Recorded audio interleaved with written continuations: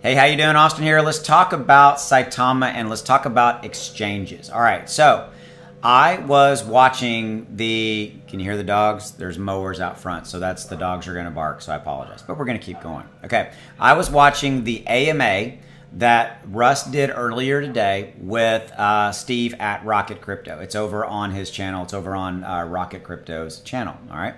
So I watched a lot of it. I had other things going on, but there was one thing that jumped out at me, and it had to do with their conversation where Russ was talking about exchanges, okay?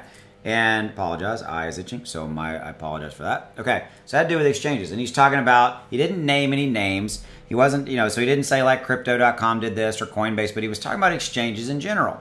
And this brings up a very interesting situation. Okay, so Russ was talking about this. I've talked about this on my channel before, but let me walk you around the park for a minute.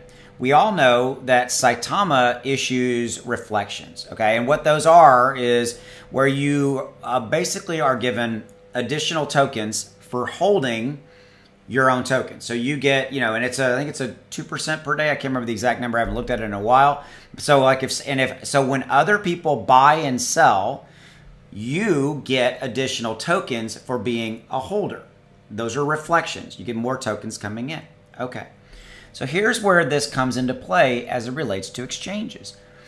Russ was talking about when any token, but in this case Saitama, when any token is in negotiations, that's the key word, is in negotiations with an exchange, there's a process there. And oh, by the way, that process is made more complicated if the token in question, like Saitama has reflections. Okay.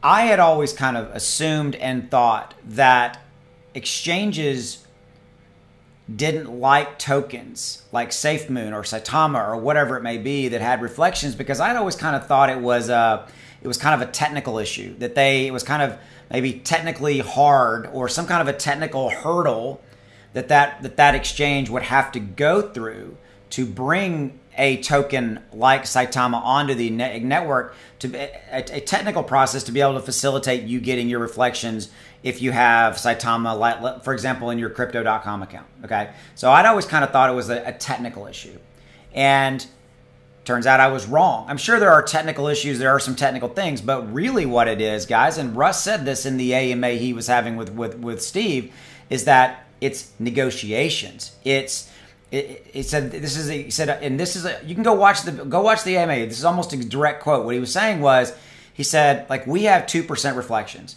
He said, in exchange, what they're going to do, he said, they'll come back to us and they go, okay, we're going to charge on your pairing, like let's say Ethereum to Saitama or whatever, and that pairing in our network, on our exchange, we're going to charge a 10% tax. We're going to charge a 10% transaction fee. Because the reason that the exchanges are doing this on the negotiation side is you have to look at the exchanges business. They make money, again, Russ said this, the exchanges make money on what are called microtransactions. They make money on every time you transfer money in, every time you transfer money out, every time you buy or you sell or you swap, Ethereum for USD, whatever it is. Every transaction, the exchange makes money. Okay? And so in that scenario, what Russ was saying was very interesting, in that he wasn't saying that he wasn't going to go and put Saitama on these exchanges. What he was saying was that a lot of the exchanges are trying to charge too high of I think of it as a tax. They're trying to charge too high of a transaction charge on anybody wanting to buy or sell Saitama on that respective exchange. It's a very interesting scenario that I really wanted to highlight. I was listening and I'm like, wow, okay, that kind of blew me away, because it is a very illuminating fact about an insight into how the exchanges operate and how a token like Saitama that wants to probably be listed on Crypto.com or Coinbase. And again, he didn't name any of these names. I'm just saying these at random. I don't know what exchanges he was referring to. Okay, just full disclosure. But because, we all know that the token that, you know, that we as token holders, and oh, by the way, the people that brought that, you know, the people from Saitama, we all kind of do want to be on these exchanges, because why? We get access to millions and millions of more holders. It reduces the friction to those millions of holders to be able to buy easily on that exchange, etc.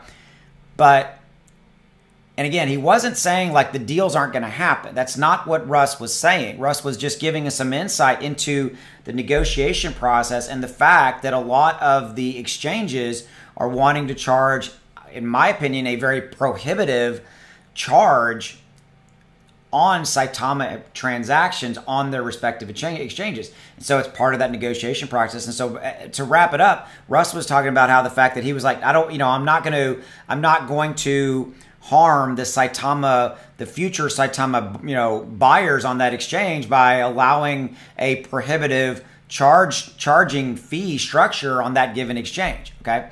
Again, he didn't say it in the context he wasn't going to do deals with exchanges. He was just giving insight into the process. That's all I got for you on this one. So, hope you enjoyed it. As always, I appreciate you. Take it easy. Go make some money. Bye.